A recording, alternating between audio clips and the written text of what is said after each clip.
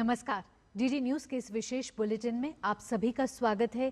मैं हूं आपके साथ भावना नैयर और मेरे साथ है मेरी सहयोगी मनीषा, जो आप तक सांकेतिक भाषा में खबरें प्रस्तुत करेंगी।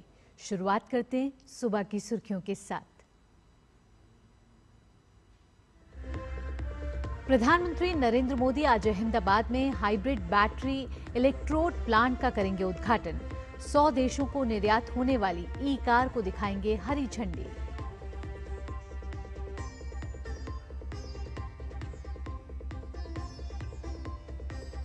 अत्याधुनिक युद्धपोत उदयगिरी और हिमगिरी आज नौसेना में होंगे शामिल। रक्षा मंत्री राजनाथ सिंह की मौजूदगी में विशाखापत्तनम में कमीशनिंग समारोह।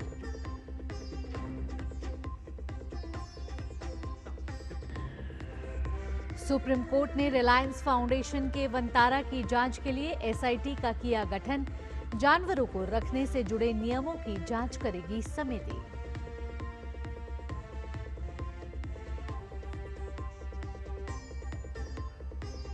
ट्रंप की पुतिन और जेलेंस्की से मुलाकात करने की अपील। कहा, मुलाकात दोनों नेताओं पर करती है निर्भर। बैठक के लिए 1 से 2 हफ्ते का इंतजार।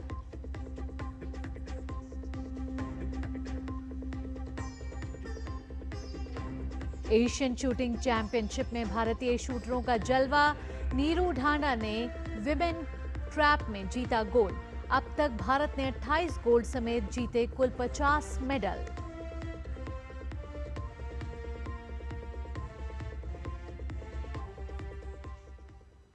अब खबरें विस्तार से।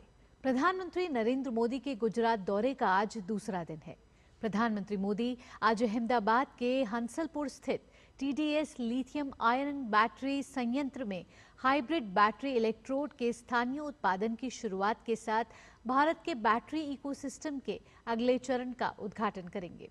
तोशिबा, डेंसो और सुजुकी का ये संयंत्र घरेलू विनिर्माण और स्वच्छ ऊर्जा नवाचार को बढ़ावा देगा। इससे अब 80% से अधिक बैटरी का निर्माण भारत में ही किया जाएगा। इसके अलावा प्रधानमंत्री मोदी हंसलपुर के सुजुकी मोटर प्लांट में बैटरी इलेक्ट्रिक वाहन ई विटारा का उद्घाटन करेंगे और हरी झंडी दिखाएंगे। भारत में बने इन बैटरी इलेक्ट्रिक वाहन का निर्यात यूरोप और जापान जैसे उन्नत बाजारों सहित 100 से अधिक देशों में किया जाएगा। इस उपलब्धि के साथ भारत अब सुजुकी के इलेक्ट्रिक वाहनों का वैश्विक विनिर्माण केंद्र बन जाएगा। इन 2 ऐतिहासिक विकास कार्यों के उद्घाटन के साथ भारत हरित परिवहन के वैश्विक केंद्र के रूप में उभरेगा। साथ ही ये पहल मेक इन इंडिया और आत्मनिर्भर भारत के प्रति प्रधानमंत्री की प्रतिबद्धता को भी आगे बढ़ाती है। आगे बढ़ेंगे। प्रधानमंत्री नरेंद्र मोदी ने टैरिफ मुद्दे के बीच कहा कि भारत किसी के दबाव में नहीं आएगा। गुजरात दौरे के पहले दिन कल उन्होंने कहा कि हम किसानों के हितों से समझौता नहीं कर सकते। साथ ही उन्होंने कहा कि हम पर दबाव बढ़ सकता है, लेकिन हम इसे सहन करेंगे। प्रधानमंत्री मोदी की यह टिप्पणी भारतीय वस्तुओं पर 50% अमेरिकी टैरिफ लागू होने से 2 दिन पहले आई है। उन्होंने कहा कि 60 से 65 सालों तक भारत पर शासन करने वाली कांग्रेस ने भारत को दूसरे देशों पर निर्भर बना दिया है।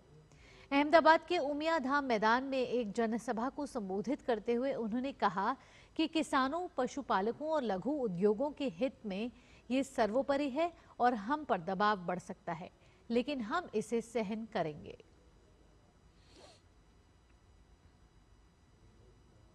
भारतीय नौसेना की ताकत और बढ़ने वाली है। 2 अग्रिम पंक्ति के युद्धपोत उदयगिरी और हिमगिरी आज विशाखापत्तनम में एक साथ नौसेना में शामिल होंगे। इस समारोह की अध्यक्षता रक्षा मंत्री राजनाथ सिंह करेंगे। यह युद्धपोत प्रोजेक्ट 17A के स्टेल्थ फ्रिगेट्स का हिस्सा है। ये उपलब्धि रक्षा क्षेत्र में मेक इन इंडिया और आत्मनिर्भर भारत पहल की सफलता को दर्शाती है। नौसेना के लिए एक और उपलब्धि यह है कि उदयगिरी नौसेना के युद्धपोत डिजाइन ब्यूरो द्वारा डिजाइन किया गया 100वां जहाज है।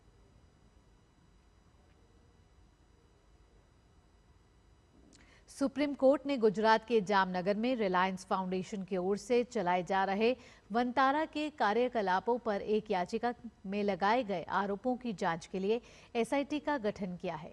सुप्रीम कोर्ट के रिटायर्ड जज जस्टिस चिलमेश्वर की अध्यक्षता वाली एसआईटी में शामिल हैं। उत्तराखंड और तेलंगाना हाई कोर्ट के चीफ जस्टिस राघवेंद्र चौहान और IRS अधिकारी अनीश गुप्ता। SIT को जांच करना है कि क्या वहां देश विदेश से लाए गए जानवरों को रखने के वाइल्ड लाइफ प्रोटेक्शन एक्ट और दूसरे नियमों का पालन हो रहा है या नहीं।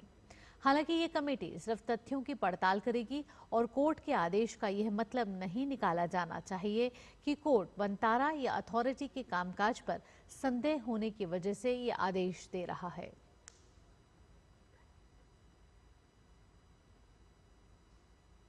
हिमाचल प्रदेश में बीते कई दिनों से लगातार भारी बारिश जारी है। भारी बारिश के चलते मनाली में ब्यास नदी उफान पर है। मनाली के साथ लगते आलू ग्राउंड में सड़क पर नदी का पानी आ गया है।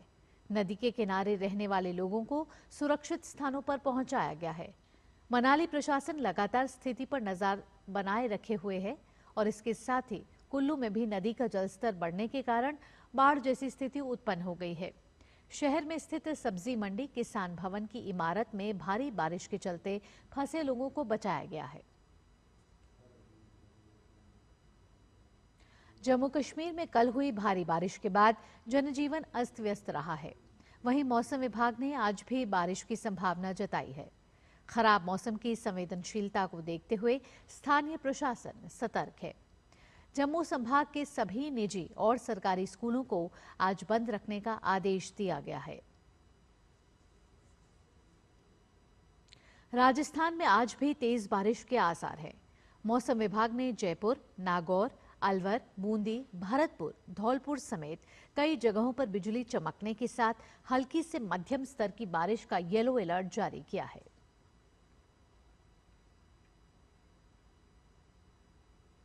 अमेरिका के राष्ट्रपति डोनाल्ड ट्रंप ने पुतिन और जेलेंस्की से मुलाकात करने की अपील की है।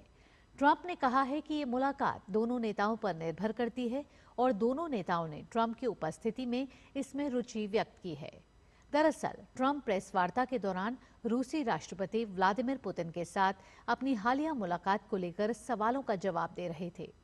एक सवाल के जवाब में ट्रंप ने स्पष्ट किया कि पुतिन जेलेंस्की से व्यक्तिगत रूप से मिलने के पक्ष में नहीं है क्योंकि उन्हें जेलेंस्की पसंद नहीं है। ट्रंप ने कहा कि अमेरिका इस बैठक के लिए 1 से 2 हफ्ते का इंतजार करेगा।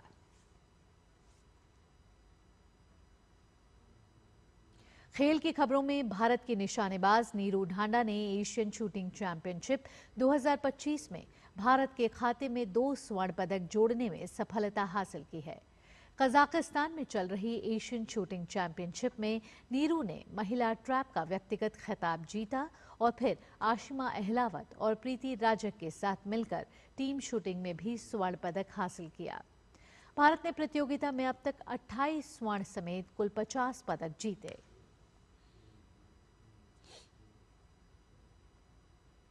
दो बार की ओलंपिक पदक विजेता भारत की PV सिंधु आज BWF विश्व चैंपियनशिप में अपने अभियान की शुरुआत करेंगी। सिंधु का पहले दौर में सामना बल्गेरिया की कालोयाना नलबांटोवा से होगा।